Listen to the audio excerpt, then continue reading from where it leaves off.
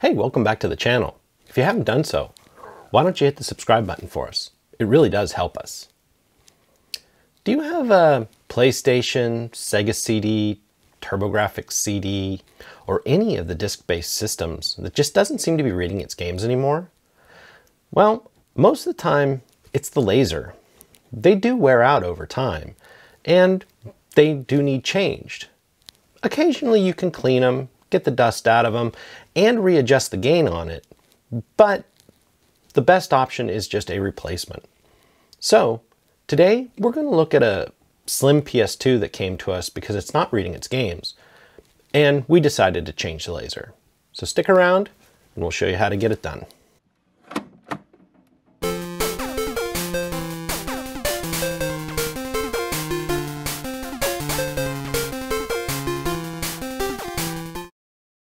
Hey, welcome back to the channel. Today on the bench, we have a Slim model PS2 that needs a laser. I guess the owner decided I needed a note.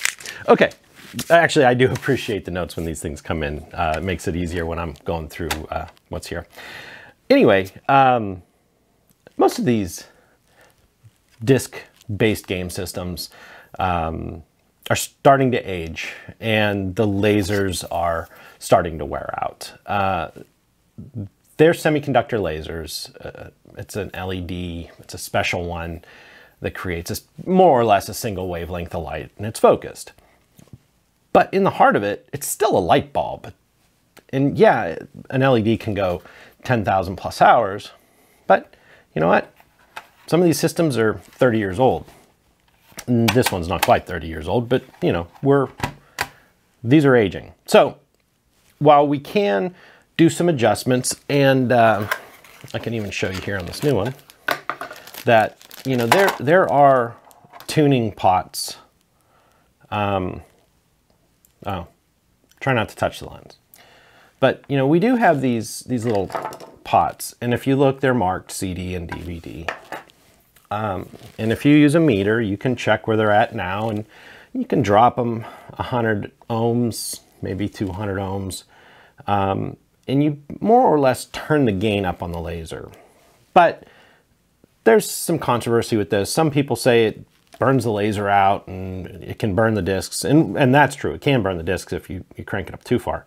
But the reality is this is already on its way out. So if you give it a little tweak and you can get another 6 months out of it, you know, all the much better. So anyway, this is the laser unit for our Slim model. And I actually like doing these Slims. They're quick, they're easy, they're no problems at all. So let's just go ahead and get into it. I'm gonna set that aside for a moment. And these Slims, and this one's obviously been into, the tape's cut and the feet are missing. Somebody tore the rubber feet off where there's no screws. But anyway, so we got these 6 screws. A lot of times these little snap-in covers, and you can just get a edge of the tweezers or a knife and lift a corner, pop them out. They're not held in or glued in. But we do need a small Phillips to get into it.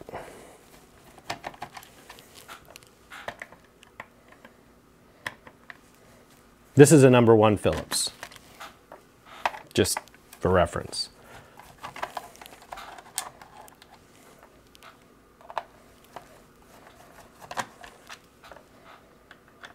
Now some of the other PlayStations, like the fat PlayStation 2, they're a lot harder to work on. You really have to dig into them, and you have to take out the whole drive because it's a front loader, and you got to take the drive apart. And yeah, this one's definitely been into a bunch.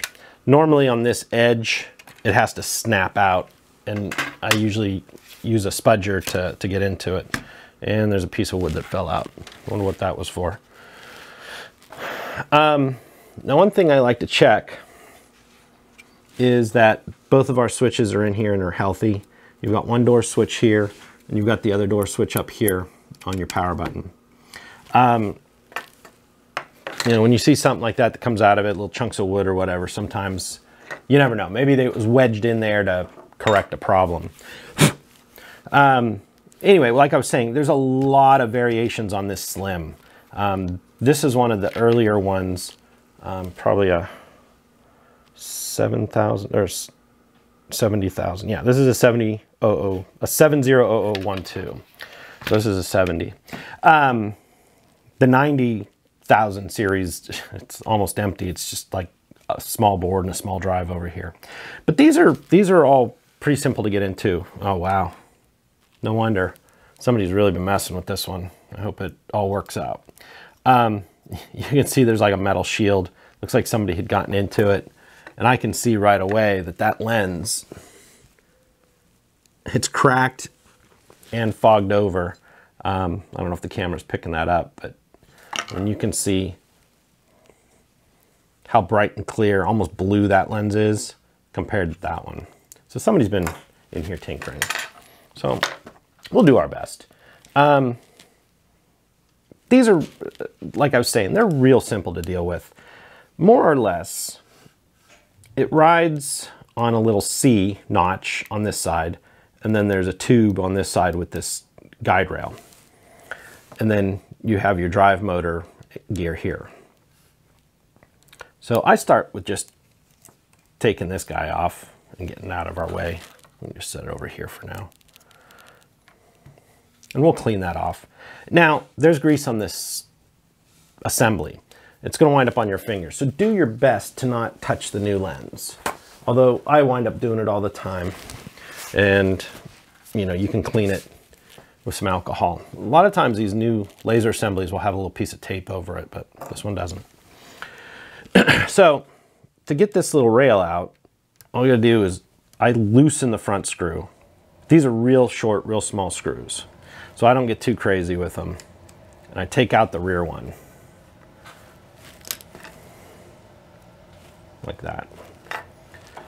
And then, with a little help for something grippy, you can slide it out. And this one actually came out pretty good. Sometimes I get hung up in that front assembly. You can wipe any extra grease off of them.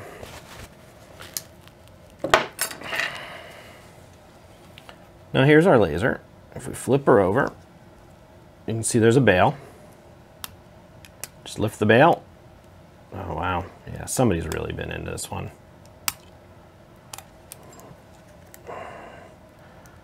I hope all the parts are good. But we'll still go through the procedure. If for some reason this one doesn't boot up or work, you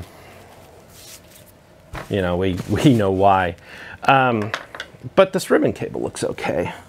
Take a peek at it. It doesn't look ripped. Yeah, it's probably okay. We should probably make sure it's seated in this side. You know what? It wasn't. So this ribbon cable in this particular one has a bail here on the side that you can lift. And you push it straight in, and then you push it down and click.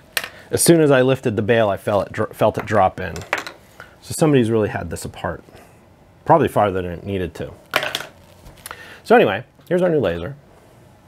And you can see how fast that was to get out.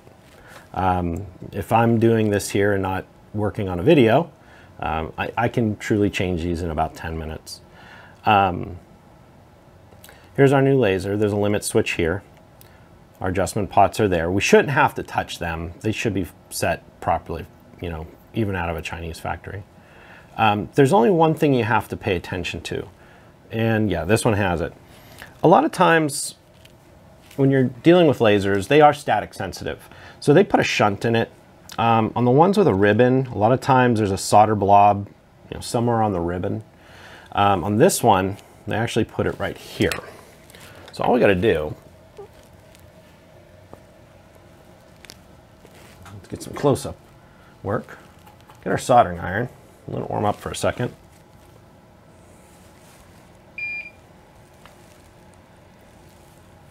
And take that blob off with a little swipe. Whoop, just like that.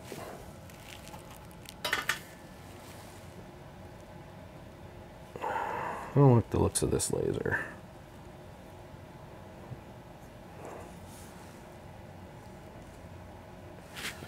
All right, I'm gonna take one more swipe at it. I don't know if it's completely clean or not.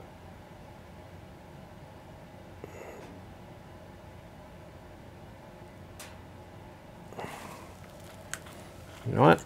Just for giggles, I'm gonna set it right there. I want to hit it with a piece of desoldering braid. Make sure it's all off. And it is, okay. Okay. This one has like 3 little traces. Normally it's just 2 halves. So anyway, I guess I should leave those on for a moment. Our laser's prepped. Our solder bridge is off. And we can come in here and put our ribbon in, and then shut the gate. Just like that. You can set it in that channel.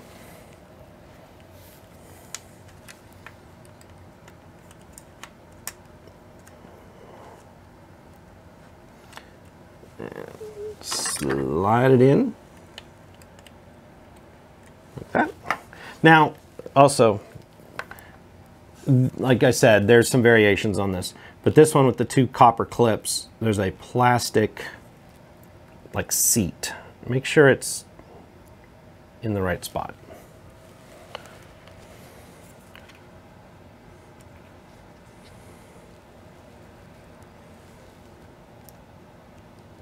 Okay. Then we need our other seat, or other clamp back, like that. And our screw.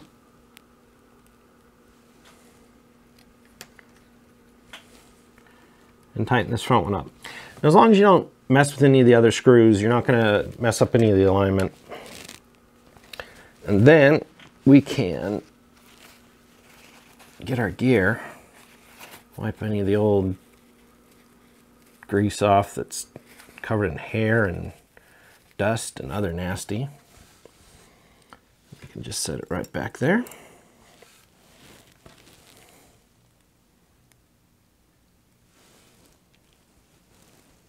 And put the screw in.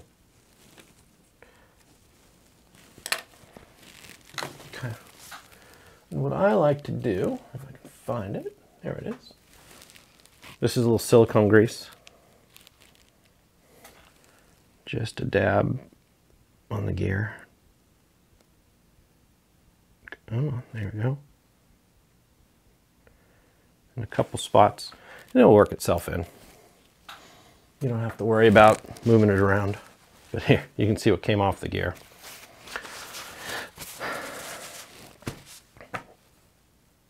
And that's pretty much it. So, where'd our shell go? Okay, when we put our shell back on, it does need to kind of clip from the front. Although you gotta make sure your switch is in place.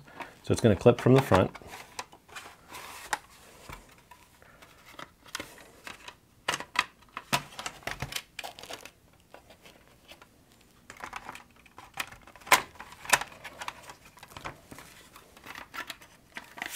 All right, clips from the front. There's a little metal pin here for a stand-up foot, and then that side usually snaps down.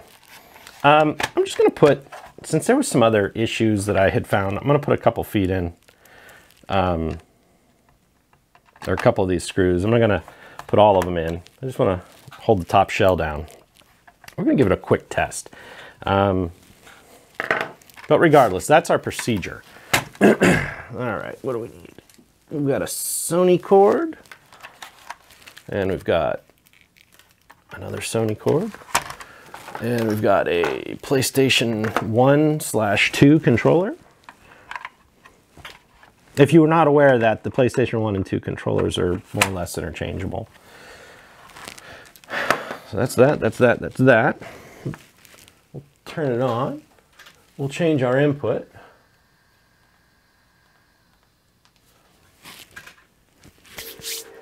Okay, we're booting up. That's always a positive sign.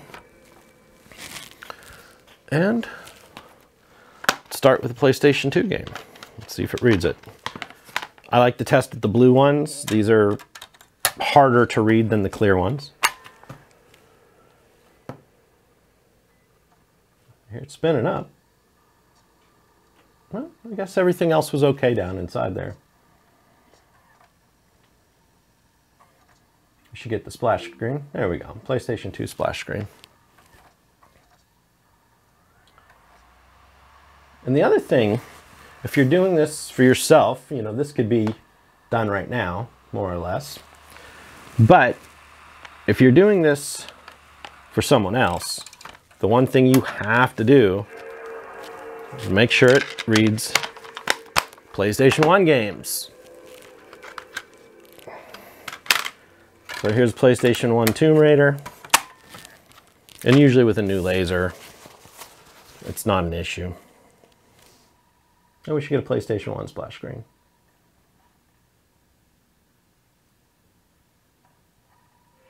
And there it is. All right. So, as you can see, this, as far as some of the other repair jobs that I've made videos on, is fairly simple and straightforward. You don't have to dig too deep into the system. More or less, take the top shell off. There are a few gotchas involved. That ribbon cable is fragile, and you got to have a soldering iron handy to take the shunt off of the laser. But this is a project that an end user can handle without any problems at all. And the lasers aren't even that expensive. I believe these are only about $15 right now. So if you've got a Slim PS2 or other system, you know, go ahead and give this one a shot. Anyway, thanks for joining us today. And why don't you give us a thumbs up and hit that subscribe button while you're at it. And if you have any comments, go ahead and make them down below. I've been responding to everything that I see that's a real question. But I appreciate you being here with me today. We'll catch you next time. Thanks.